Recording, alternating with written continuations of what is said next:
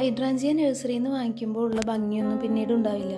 അതായത് നമ്മളതിൻ്റെ ഫ്ലവേഴ്സൊക്കെ കട്ട് ചെയ്ത് കഴിഞ്ഞാൽ പിന്നെ രണ്ടാമത് അതിൽ ഫ്ലവർ പിടിക്കുക എന്ന് പറഞ്ഞാൽ വലിയൊരു ടാസ്ക് തന്നെയാണ്. എന്നത്തെ പോലെയും തന്നെ പേടിയോടെയാണ് ഫ്ലവേഴ്സൊക്കെ കേടുവന്നത് കട്ട് ചെയ്ത് കളഞ്ഞത്. നല്ല രീതിയിൽ പ്രൂൺ ചെയ്തിട്ട് പോലും റീപോർട്ടിംഗ് ഒക്കെ നന്നായി ചെയ്തിട്ടും ഫ്ലവർ ഉണ്ടാവാത്ത ഒരുപാട് സംഭവങ്ങൾ ഹൈഡ്രാഞ്ചിയയ്ക്ക് ഉണ്ടായിട്ടുണ്ട്. ഇന്ന് ഞാൻ വെയിലുള്ള നല്ല ചൂടുകാലത്തൊക്കെയാണ് ഹൈഡ്രാഞ്ചിയ വാങ്ങിക്കാറ്. അതുകൊണ്ടായിരിക്കും എനിക്ക് അങ്ങനെ നല്ല രീതിയിൽ ആ ചെടിക്കൊരു മാറ്റം കാണാനുണ്ടായിരുന്നില്ല. ഇതിപ്പോൾ നല്ല മഴക്കാലത്ത് വാങ്ങിയോണ്ടാണോ എന്നറിയില്ല, ചെടി പ്രൂണിങ്ങിന് ശേഷം നല്ല ഉഷാറായി തന്നെ നിൽക്കുന്നുണ്ട്. പുതിയ ഇലകൾ വന്നു, പുതിയ ഫ്ലവർ കൂടി വന്നിട്ടുണ്ട്. അപ്പോൾ എത്രയാണെങ്കിലും സന്തോഷമുള്ള കാര്യമാണ്. ഹൈഡ്രാഞ്ചിയ എൻ്റെ അടുത്ത് വഴങ്ങാത്തൊരു ചെടിയായിരുന്നു. ആദ്യമായിട്ടാണ് ഇപ്പോൾ ഇങ്ങനെ ഉണ്ടാകുന്നത്.